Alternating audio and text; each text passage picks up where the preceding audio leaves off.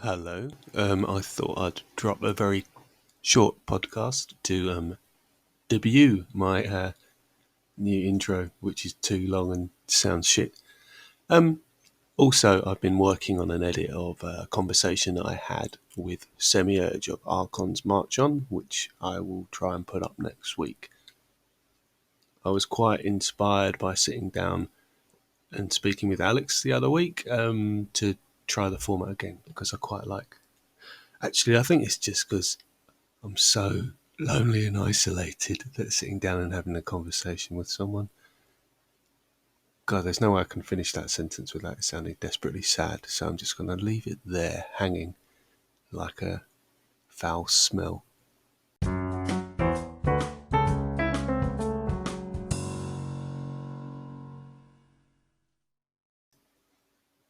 Now that, my friends, is some kind of interlude music there, isn't it? I feel like I'm suddenly more upbeat and serious and professional.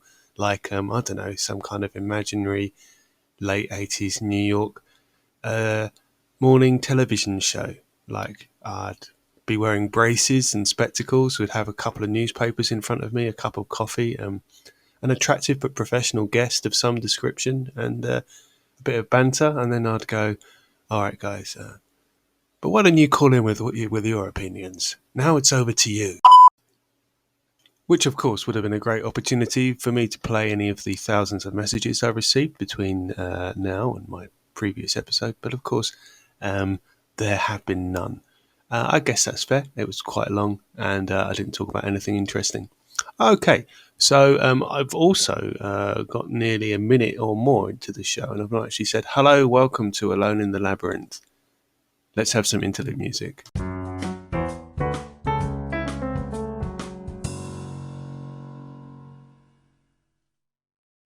I think I'm going to have to stop using that music. I can't help it. It's really addictive. So just a short episode just to check everything's working.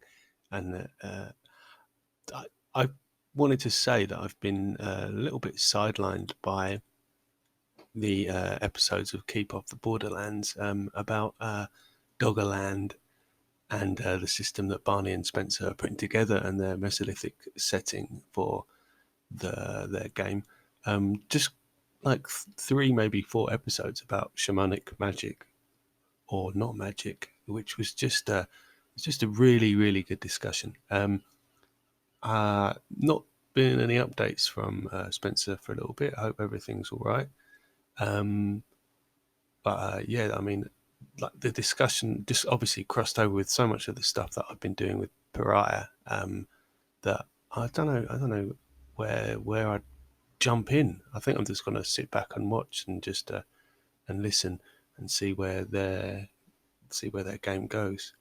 But going back to some other things that were on Spencer's Keep Off the Borderlands podcast, alignment.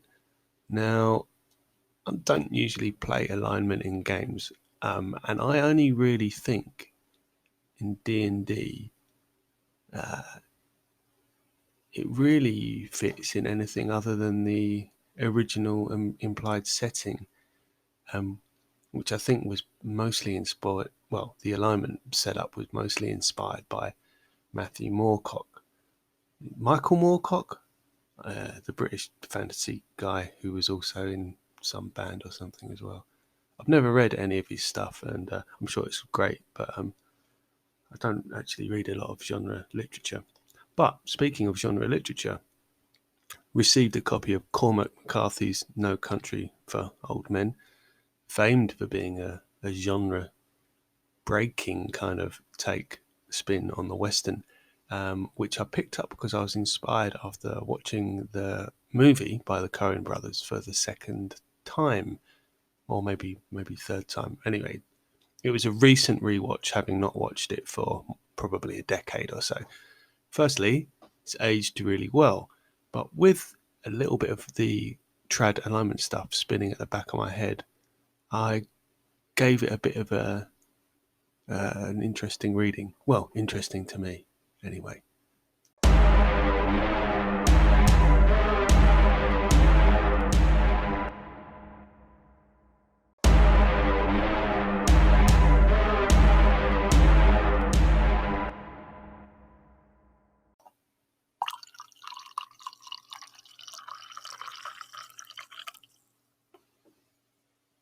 Don't know why I did that. There probably is already a built-in coffee pouring sample in Anchor. But yeah, if you're listening, you're probably thinking, God, drink some water, man. Why have you got so much saliva in your mouth? Yeah, this isn't ASMR radio. I'm sorry. Probably too much noise, grossing some people out and arousing some. Right, so my thoughts on No Country for Old Men and Alignment and original D&D wrapped up in 2 minutes. Go. So the original version of D&D kind of presents a world which is very unresolved. You build it yourself based on the instructions on how to make dungeons and run wilderness campaigns and populate those hexes. And the monster manual and the spells, they all combine to give you a bit of a sort of tacit world building, which, by the way, is the kind of world building I really, really like, rather than reams and reams of written history, etc. But if we put together this in our mind, we can imagine that, in a sense, this is a wilderness where things like some kind of church or religion embodies law, and that is also manifest through liege lords, etc.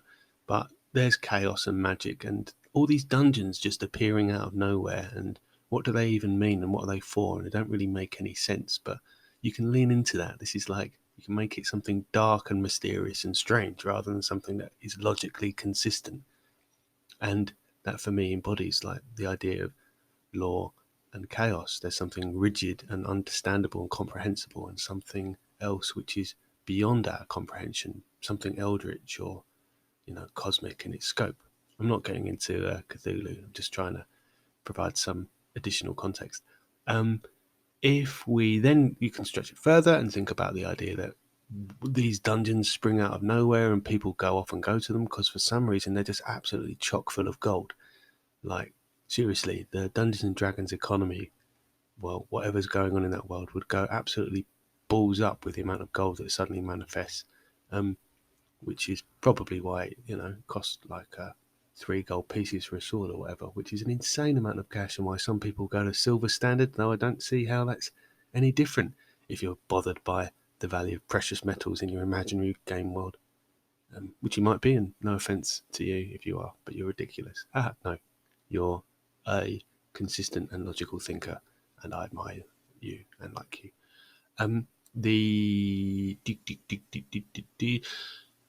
The point I'm trying to make is that chaos, instead of being magic and mystery and darkness and the underworld that it's presented as in the Naught Edition D&D, in No Country for Old Men, it is mass media, it is television, it is the drugs and the money and all the rest of it that's emerging as the post-industrial era gets well underway, and Reagan's 80s is about to take off, and everyone's going to be doing crack cocaine in a few weeks, and then ecstasy, and then meth, and so it goes. The cycle of self-destruction and profiting from that self-destructive cycle. And I just think it's a great kind of skeleton for I just think there's a lot of parallels, and so it's inspired me to, well, what could I do? I could either make a OSR style No Country for Old Men RPG. I'll let you do that. I'm not going to do that. Instead, I'm going to write a pastiche of Cormac McCarthy's novel, but set in the world of Naught Edition, Zero Edition, Little Brown Book D&D, because that's totally normal, right?